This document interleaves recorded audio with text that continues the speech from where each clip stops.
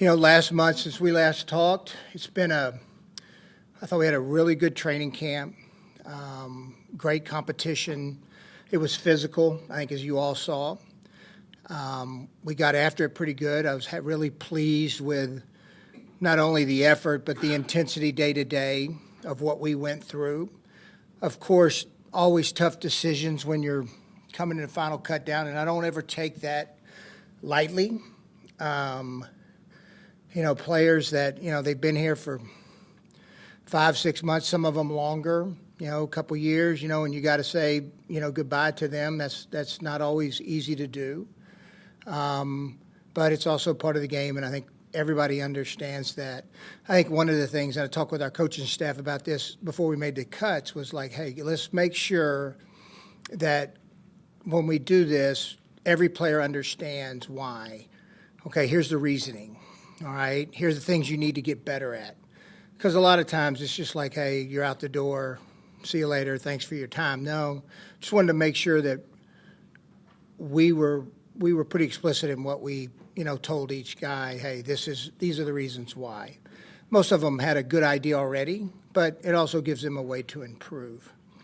Feel good about the team, feel good about where we're at. We'll still work through the roster, as we will all season, but week 1 never looks the same as it will week 8, 9, 10, 11, based on injuries and things that happen. But excited about the team, excited about the roster. Unfortunate that we lost a couple guys. Freeland's injury at tackle, he was really taking a big step in year 3.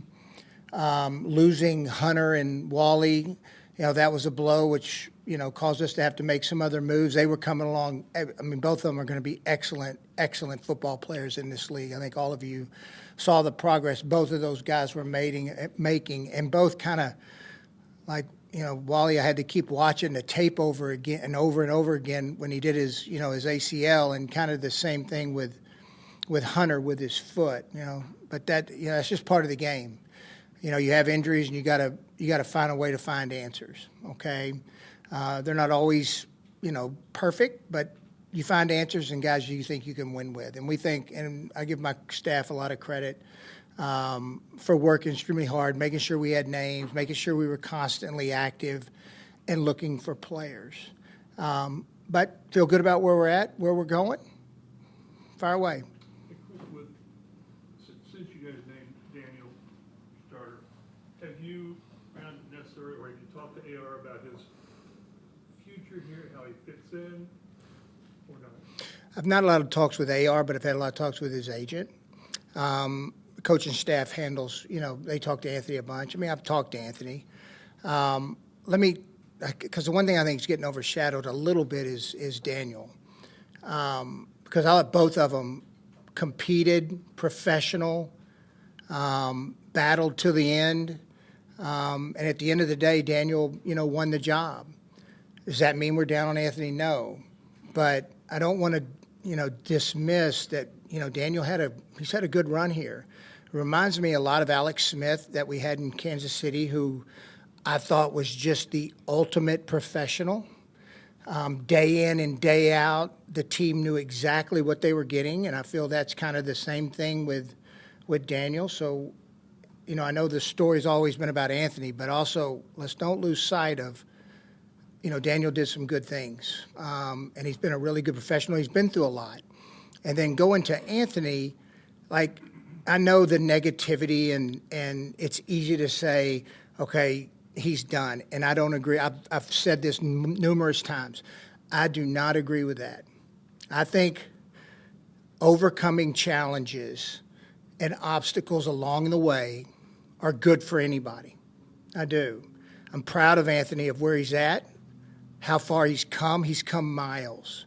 I mean, I want you to think back, and it's tough on any young quarterback in this league. But for him to keep taking the growth steps that he has, and to work so hard and then not get the goal for himself, all right, now to continue to do that, that's when we got a chance to see real growth. And there's some value, there's a lot of value in sitting behind a guy that's a professional and watching and learning and growing and working on the things you need to work on without the same pressure of being the starter. There's a lot of good to that.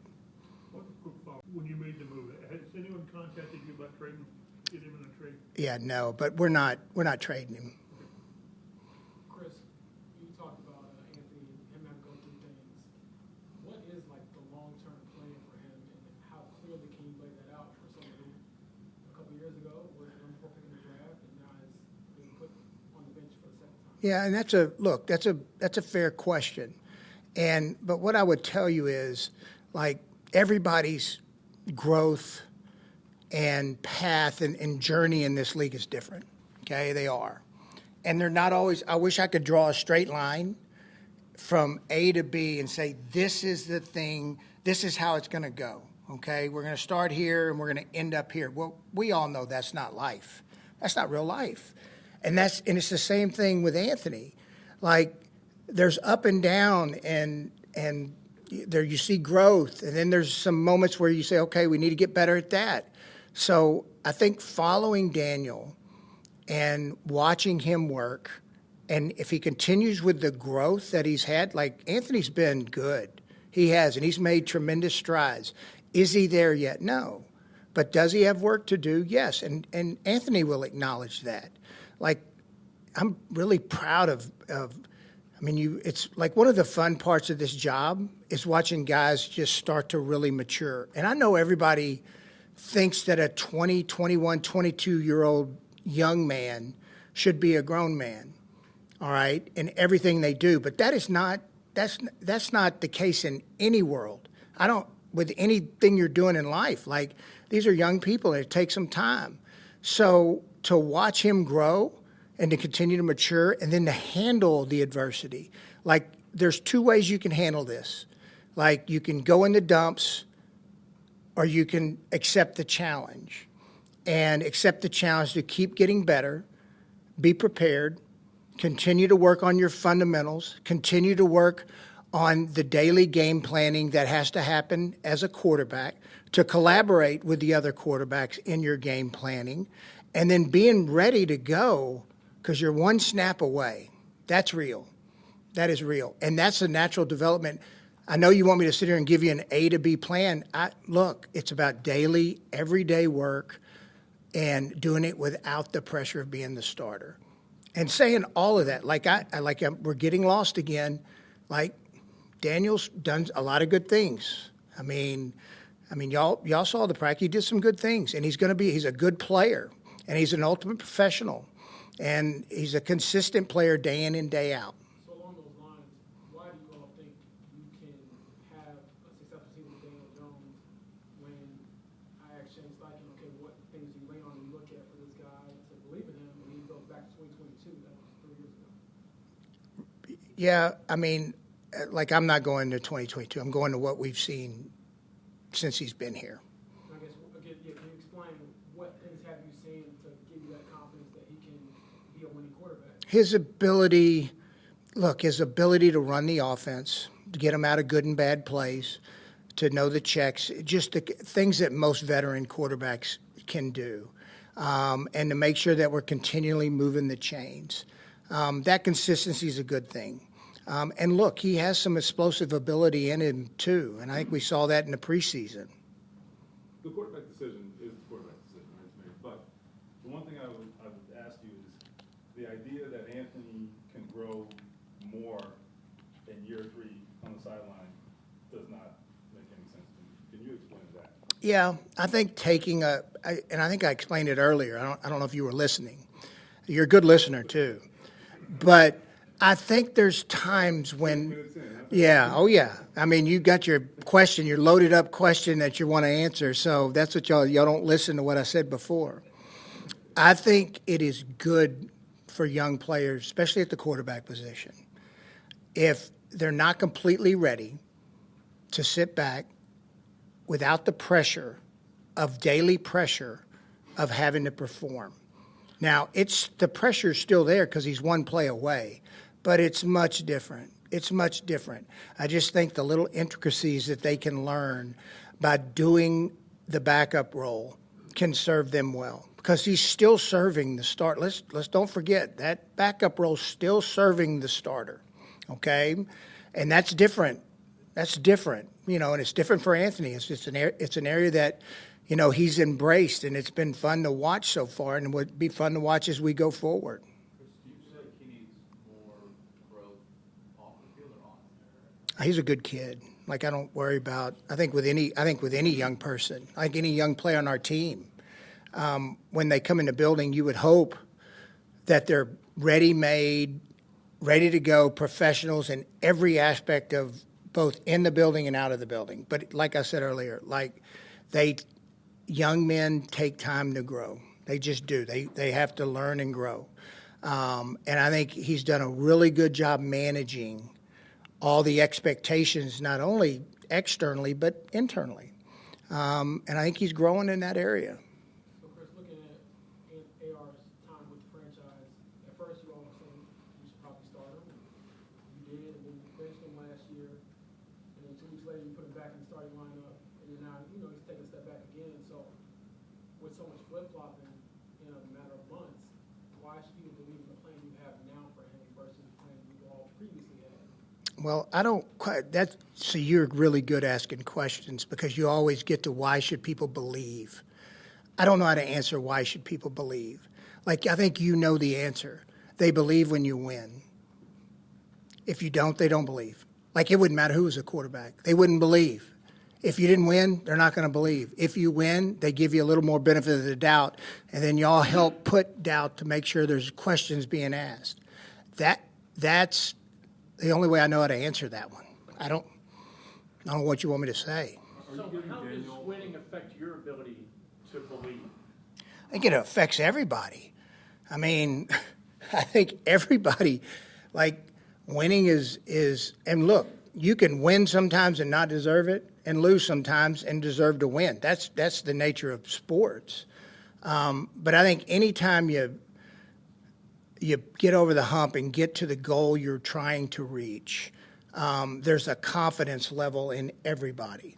And look, we had it going pretty good there for a while. And, at the end of 21, we kind of started going down this road where I don't want to say we've lost our confidence, but we've not been able to finish things out seasons like we need to. And that's something we think we're going to improve on. Anthony's past performance and availability, for sure, is kind of what brought us to Yep. two quarterback situation, right? Daniel's recent past performance is not great, at least on paper, statistically. How much are you examining that part of it, and is there any possibility you're overlooking any of that? I mean, look, I just examined what we watched over the last few months, okay? And that's it. I don't want to overcomplicate that any more than it is. There's been, I'm not going to get into it, but there's examples of guys that have had rough starts to their careers and have absolutely bounced back and had good careers. And there's examples of guys who've been benched who come back and play. So that we just judge what we have right now. We do have like 51 other guys on the team. Do we have any other questions on the team? I mean, you can keep spinning this other one as many ways as you want, but we do have 51 other teams. Absolutely. And look, let me say this. They deserve to ask these questions. And I understand the doubt. I get it. And that's our job to go prove it at the end of the day. It's a long season. And things are good and bad. You have good moments and bad moments. But like I said before, like when you win, it sure helps a lot of those issues. Chris, you said previously that you regret having played Anthony right away. Were you pressured by ownership to put him out? No, come on, Bob. No, not at all. We made the decision.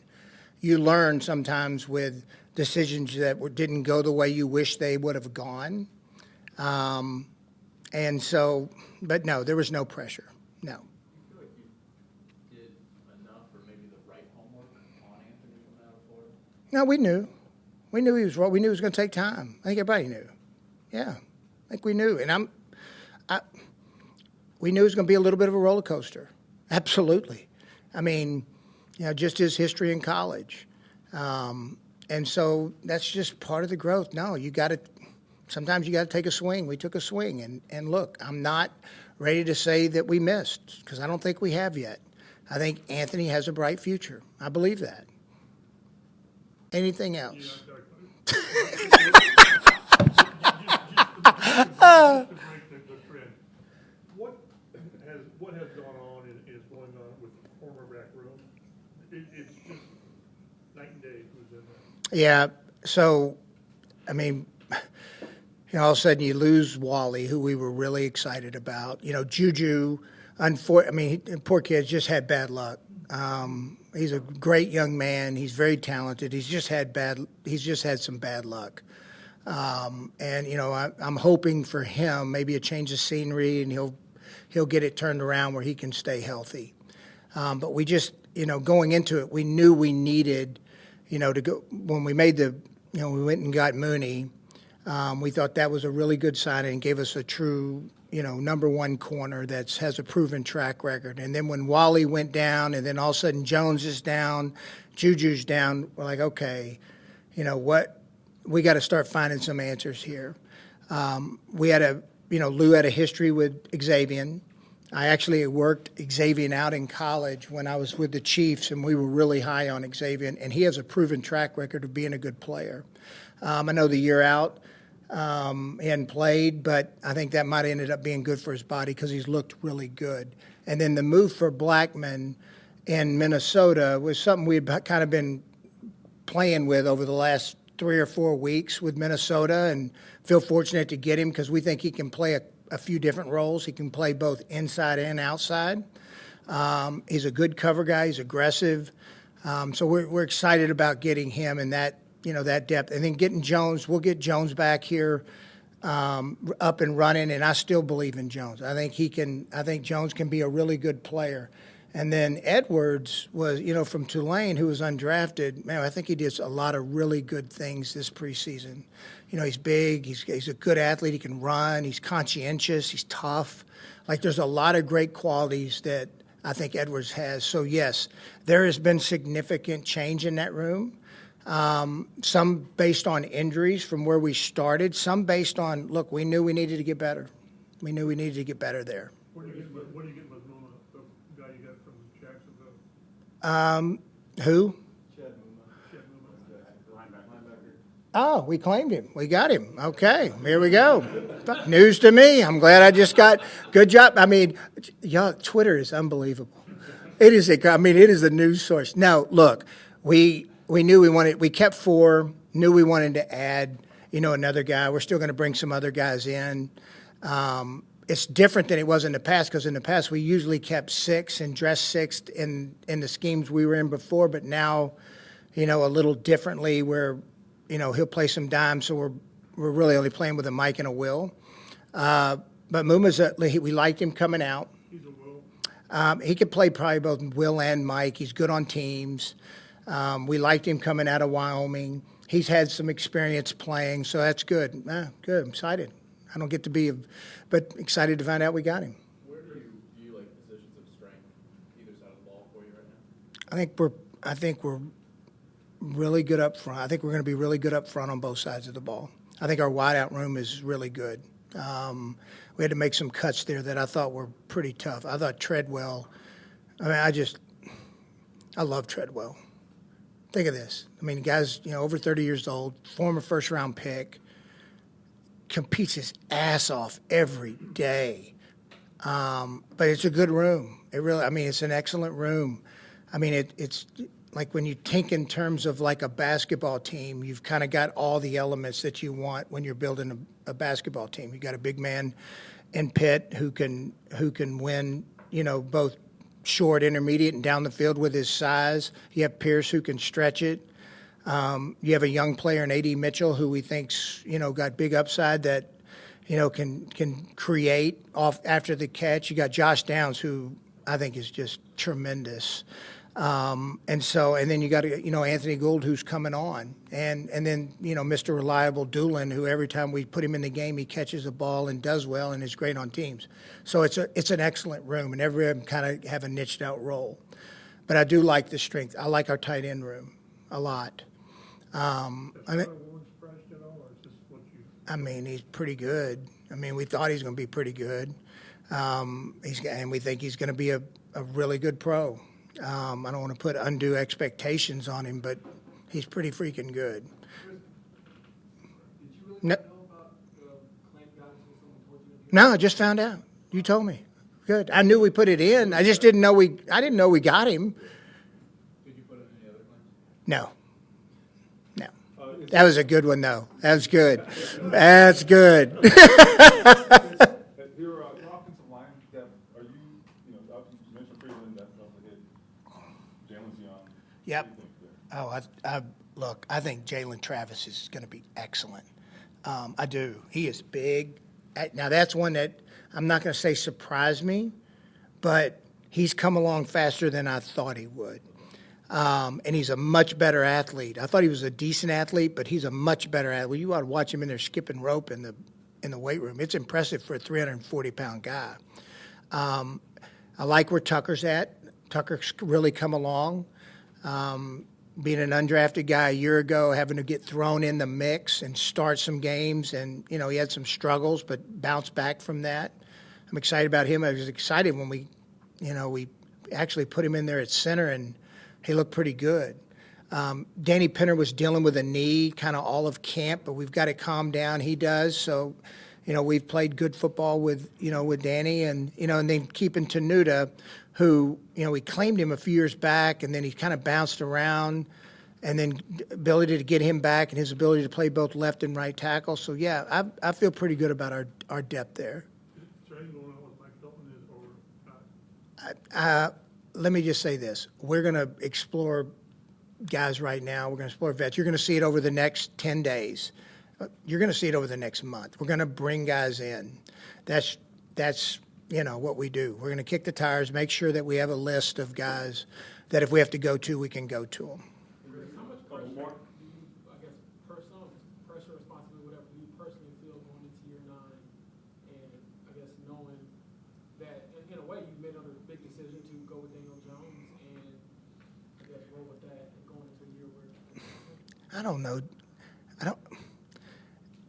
I think y'all all know me well enough that I care deeply about this organization and city. Okay, the fans, the way they treat you, they're great. Now I got a few emails that were nasty, but I always wonder if that's from what basement is some dude writing that from. But saying that, I just don't roll that way. I never have. I never rolled that way where I worry about, what the future holds. I'm fortunate to work in the National Football League. I've always been grateful, and I will never take one day for granted, whatever the role. This is a unique place. I could have to go get a real job for a living. That would suck. That would really suck. So no pressure in that way. No. In your combos with Carly, how would you define success this upcoming season? Winning. We always do. We're accomplishing our goals. We all know. I don't think I've ever shied away from the fact that we haven't been good enough. I never shied away from that. And she doesn't either. She's just competitive. Both of them are. It's not just Carly, but so is Kaylin and so is Casey. They're competitive. I think that's the one thing about Jim that I really loved was, God, he was competitive, wanted to win. They got the same gene. Success is winning. I think we all would agree with that. Success is not losing, it's winning. So that's what the goal is. All right, last one here. what gives you confidence in AR going back to mention learning and taking, I guess, slow when just historically, correct me if I'm wrong, I try to go back and find when's the last time a quarterback of this caliber was drafted this high was benched twice this early, it just hasn't worked with that team. So what gives you confidence that it can still work here when we just haven't seen it? At least I haven't seen it. Yeah, Alex Smith went through some struggles and had success in San Francisco. He did, took him to the playoffs. It got hurt, and Cap ended up coming in. But there's been example, at least one. I don't know. I just feel like the progress he's making, if he continues down this road, we're going to be able to see that talent come to light. I just there's always got to be one time, right? So why not him? And I do believe that. His progress has been good. Like, you're going to ask doubting questions the whole time, James. I get it, and I understand why. But at the end of the day, time is what. Like, I can sit over and give you every answer you want, okay? But at the end of the day, time is what proves you're right or wrong, and your actions and how it plays out. You think he could be a franchise quarterback still? I think it's sure in him. I do. I think it's in him. Whether that happens or not, we'll see. But I do think that's in him. Did your practice squad done yet or not? No. Is it already on Twitter? So Juju went to the Dolphins and Jelani went to the Jets. Good. Good for them. Good for both of them. Yeah, good for both those guys. Both. I didn't say enough about Jelani, but he was probably the one I got really emotional about, just knowing what, like, he went through some crap now for 2 years. Yeah, and to watch him fight and battle, that was fun. Our tight end room's good.